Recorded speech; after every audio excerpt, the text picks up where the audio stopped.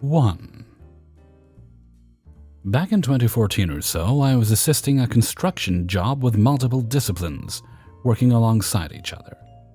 One of these disciplines was a crew installing electrical equipment and components.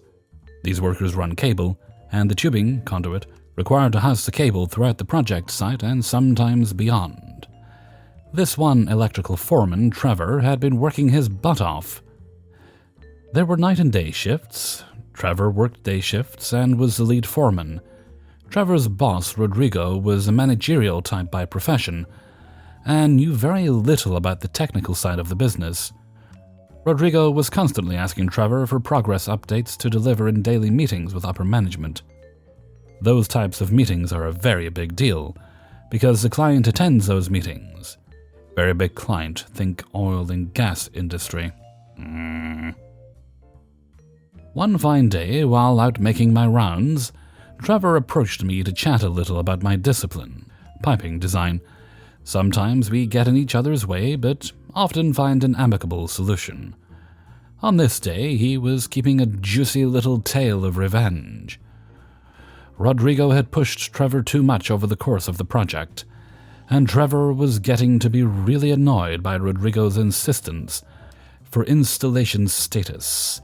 So in his mind, Trevor casually thought of a way to expose how little Rodrigo knew about electrical installation, and possibly get Rodrigo off his back.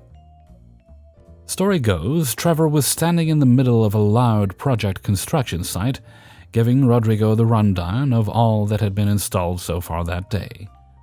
Trevor cleverly obliged, and noted multiple lengths of cable were pulled, so many feet of conduit shaped and installed, blah amounts of electrical boxes mounted, and even flux capacitors installed, and bleep pieces of equipment hooked up. Rodrigo furiously wrote down the precious information and immediately scurried off to his trailer office, as the meeting would have taken place that morning. Near the end of the day, a high-level manager approached Trevor, apparently unable to speak without laughing. As he calmed himself, this manager commended him on the comedy bestowed upon upper management and the client. It was then Trevor knew he did good. Rodrigo, who seemed to not understand what a flux capacitor was, proceeded to read off all the items Trevor had mentioned in their last interaction, including the installation of flux capacitors. Word had it that there was a brief silence after Rodrigo's report, then uncontrollable laughter to smash that silence. Poor Rodrigo had no clue what everyone was laughing about, which made the error that much more entertaining. He wasn't pleased with Trevor's shenanigans, but couldn't do much with his limited knowledge and lack of authority to fire anyone. I don't remember what happened to him, but I do remember he wasn't reprimanded or fired. Trevor kept on trucking until the construction effort was completed. That joke was told by nearly everyone, multiple companies, until we all went our separate ways. I tell this story to my co-workers in the hopes they understand not to overstep the expertise of others. 2. In my early 20s, I once worked a summer as a security guard, delivering and picking up money from stores and fetching from night deposits, as well as switching money cartridges and ATMs. Had a good 2 weeks of training with the guy I was going to replace for the summer before I was on my own. I had to ask for my ID card several times until I escalated the card issue to the guy I was replacing some of the last days before his vacation. He clearly said to the boss that I needed the card so I can do my job, and he kind of waved it off, but ended up saying the card will be in my locker the first Monday I'm working alone. Mind you, I'm handling several $100,000 in my local currency each day just in cartridges for ATMs and picking up a good amount throughout the day as well. Monday arrived, no card. I'm starting around 5 a.m., so it was no use calling my boss at that time. I just had to start my day, as it's one of these jobs where you can't leave until everything is handled. So it was shifting between 6 and 10 hours to complete. A nice carrot in the end of the stick if you manage to be efficient, as you would get paid for 8 hours minimum. I grabbed the 20-plus keys I needed from the safe, the rest of the equipment, and drove to the National Bank to fetch money. And already there it was, just luck that the people recognized me from the previous weeks. You just don't deliver money to anyone, do you? There's still 2 passwords and a key to get to where I was fetching the money, so it's not like anyone can arrive there, but they still take the precautions. I followed the instructions throughout the day, but quickly realized it's summer. People take vacation to be replaced with others. I had so much trouble that first day, it ended up breaking all records on time, 12 hours. I had to wait several places for people to call in and verify I worked there. I had to call myself. At one place, a colleague had to come by to verify. It was a nightmare. When I arrived back to the base, the boss had already left for the day. I called and got the same message. It'll be in your locker tomorrow. I explained the extra time it took, and he just said to put it in as overtime. Well, the card wasn't there the next day either, and each day of the week had different routes, new stores and people to meet, and there were A and B routes for alternating weeks. So the next 2 weeks I kept on going without an ID card, kept asking for it, and kept working many hours overtime just to get the job done. I had nothing better to do, really, and was looking forward to the extra cash. 6 weeks went by. It was time to get paid. And somewhere in the system, my boss got notified about my tremendous amounts of overtime. He was fuming. Very intimidating, as I was quite young.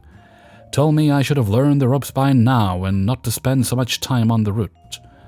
I tried mentioning the ID card issue, but he wasn't interested in hearing about it now. Well, fine, I thought. Time for some malicious compliance. I got more and more frustrated the longer I thought about the situation, but I had decided to comply. I would simply just turn in the door at any place that asked me about my ID card. I miraculously got about 60% of the job done from day to day, but starting to mark down the ones that never accepted me without the card. So the next 4 weeks I'm increasingly quicker and started to omit the ones I never got to pick up any money from, and kept turning in the door whenever an issue with the missing card came up. I had some days completed in a new record-breaking 4 hours, and most days were between 5 and 6 hours, still getting paid for 8. Obviously, the complaints started coming into the base. I had very good communication with most of the places I visited, so several people had mentioned to give the young guy an ID card, and it would be no problem, as I always told them how it was.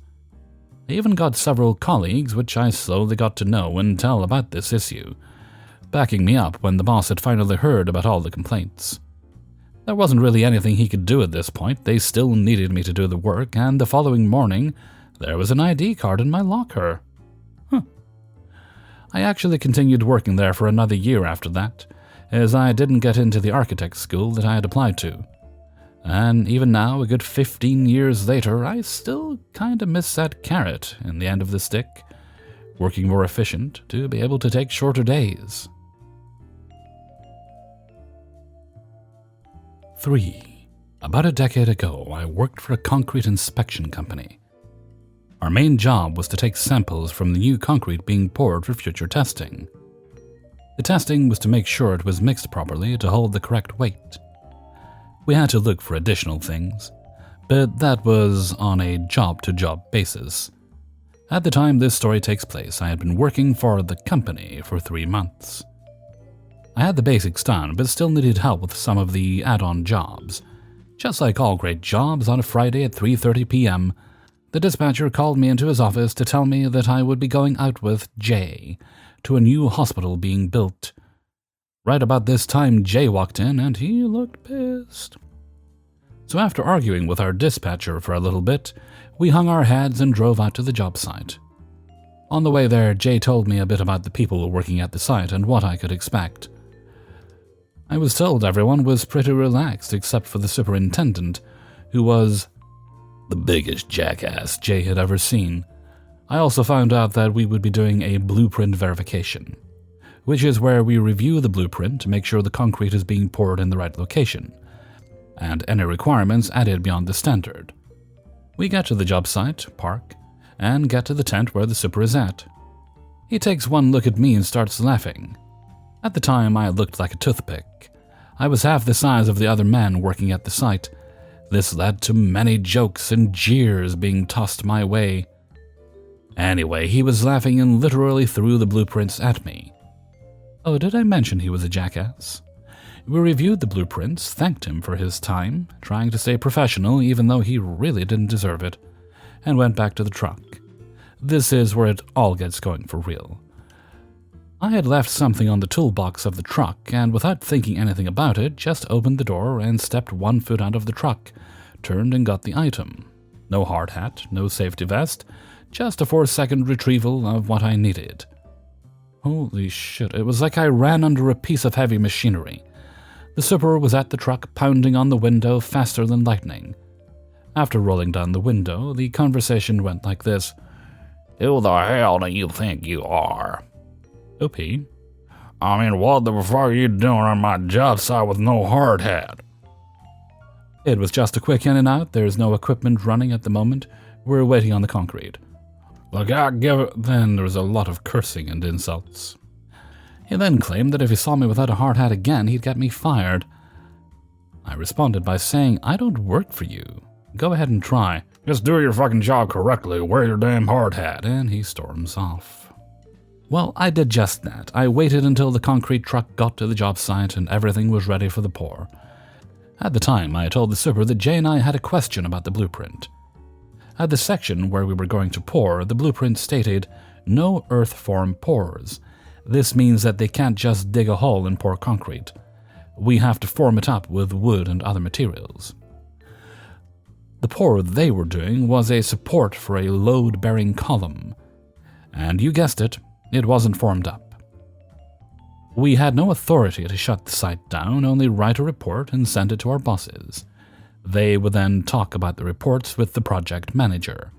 I hadn't quite learned just to keep my mouth shut and write the report. After I told him we would have to report all of this, he said, I don't give a fuck what the blueprint says. There's no need to form this up, and we aren't going to. We are pouring the concrete. Well, okay then. We thanked him and went back to the truck, filled out the report and waited. We didn't even bother to take samples. The whole section would have to be ripped out since it wasn't in compliance with the building specs. Noticing this, the super again storms up to the truck. Say, why the hell didn't you take samples? No point. It's going to have to be ripped out. Fuck it is. It wasn't up to the specs, and my report will reflect that. Well, change your damn report. No one will ever know it was earth-formed. Yeah, I have pictures. You may be okay with a hospital collapse being on your conscience, but I'm not. Plus, I'm just doing my job as you asked. I roll my window up. Jay and I sent our report in and moved on with our jobs. 2 weeks later, the dispatcher sends me back out to the same job and had a huge smile on his face, but refused to give me the heads up about what was going on. I was dreading going back to the site. Once there, I was met by a different super. That was a pleasant surprise. Apparently, my report did some good after all. The old super got fired. It turns out he had been cutting corners for years. Some of his crew told the project manager about a few instances of what he had done, and they fired the super on the spot. Now, before anyone lectures me, I know not wearing my hard hat was a dumb idea. I am much less ego-driven now and would definitely put it on if I was to be in the same situation. I mention that only to show the full story, and that I was not perfect in the situation. Do I think the super was justified to come down on me like he was a god? No. But I was definitely not in the right, and he was justified to bring up his concerns. It's all about the way it was done. 4. This happened Wednesday. I'm not a super vengeful person, but I was not a happy camper. I've been at my current job for a few months now, and I basically took over the loading of one customer who has many different stores. This requires me to write out labels and sequence the items in a way that's easy for drivers to understand. Unfortunately, it usually takes most of the workday for the products to finish, so I start loading most days about 2 or 3 hours from shift end.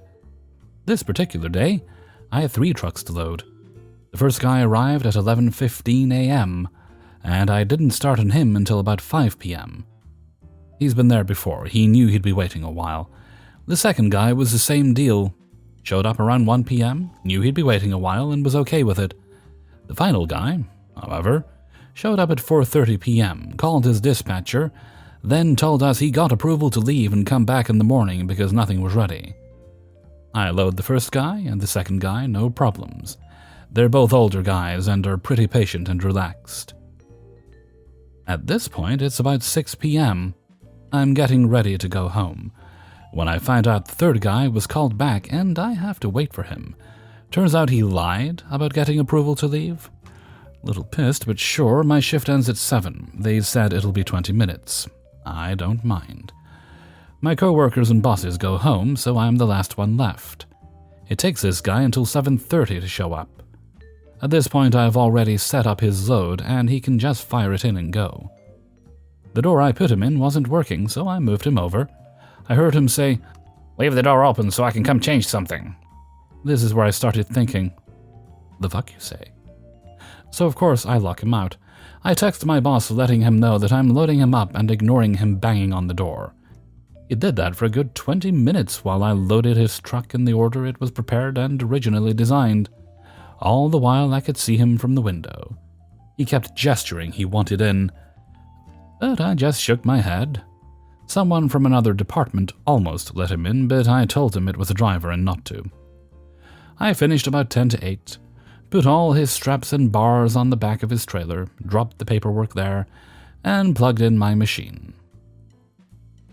I took my time closing up, getting ready to go home, and punched out at 8. The banging had stopped and I left the building. I don't have a car to get in, and the locks are automated, so no turning back. I get in my car and I'm thinking about just driving away, but that would be a dick move. Instead, I find him at the entrance.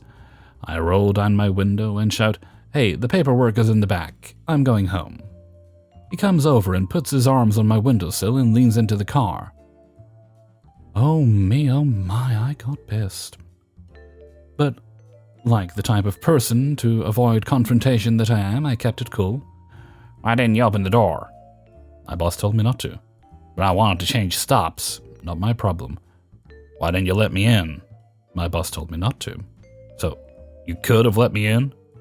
"Look, you lied to us and left. You made me wait 2 hours for you to come back. You get no sympathy from me." "I didn't lie."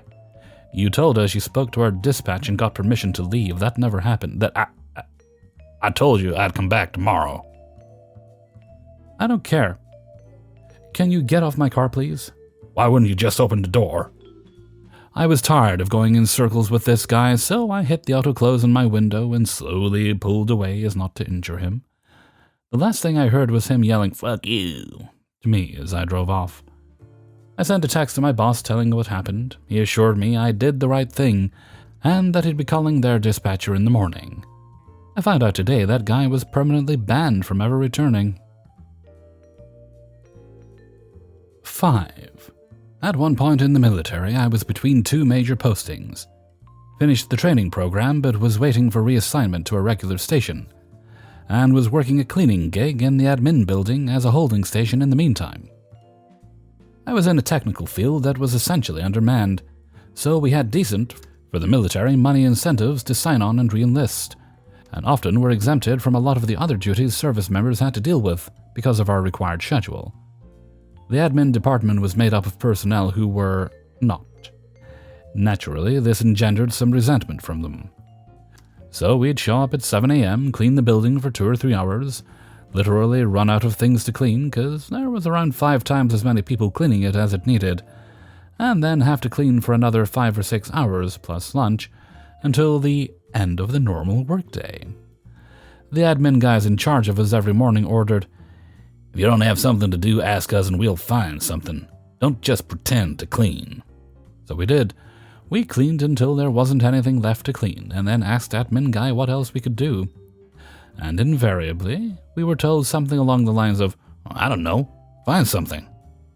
And so the commanding officer, CO, if the president of the US is a military CEO, the CO would be a regional or district manager, eventually noticed that we didn't really have anything productive to do after 10 a.m. Because of that, in public, he ordered the admin guys, "If the techie guys don't have anything left to do for the day, then send them home. There is no point in keeping them here unnecessarily." And the next day we showed up, cleaned for 3 hours, and then asked what else needed doing. I don't know, count the holes in the ceiling tiles.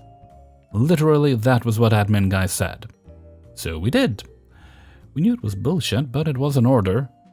Naturally, being on ordered activity, we didn't try to hide what we were doing, including around 11 a.m. when the CO walked past one of us staring at the ceiling with a pencil and a sheet of paper, obviously counting something. CO asks what we were doing. "Oh, Petty Officer so-and-so ordered us to count the holes in the ceiling tiles when we asked what else we could help with, sir."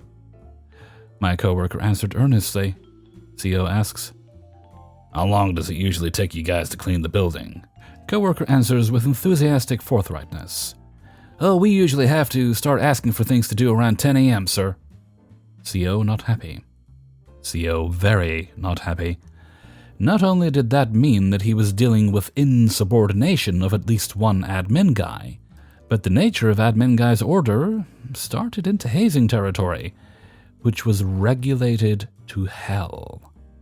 COs had been canned in recent years for hazing incidents, and it was being done almost literally in his face.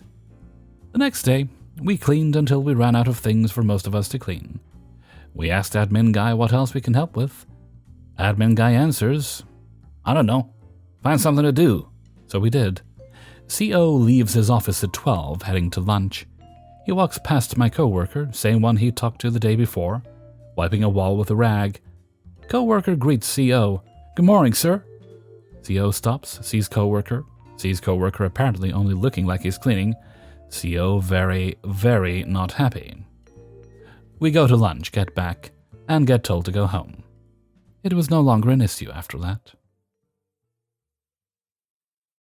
Hey everybody, Hellfreezer here, and thank you very much for listening to Revenge's Ice Cream, episode 163. And thank you very much to everybody who allowed me to use their stories in this video. Before you go, please hit the like button, and share the video with a friend or family member. Or a few if you're feeling so inclined. Okay, I don't know what day this is. It's hot, my brain's melting. I'm recording videos in advance. It doesn't matter. You listen to the video when you listen to it, so it doesn't matter if I say the day. Okay. There are no special shoutouts that I know, unless some come in after I recorded this, in which case I'll pop it in the next available video. But there's none at the moment, so we'll move right along to Hellfreezer's question of the day.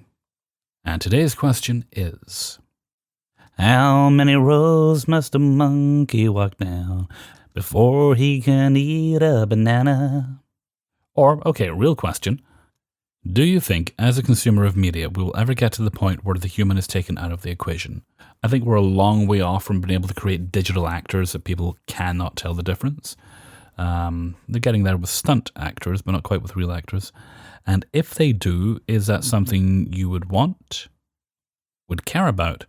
Or do you think there's always got to be a human in the equation? I'm kind of more, given what I do for a living, more pushing on the side of the technology should be a tool used to augment things, but there always should be a human in the equation.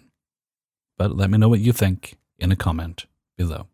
Okay, and with that, I'm going to head off for now. So until next time, thank you very much for listening, and take very good care of yourselves.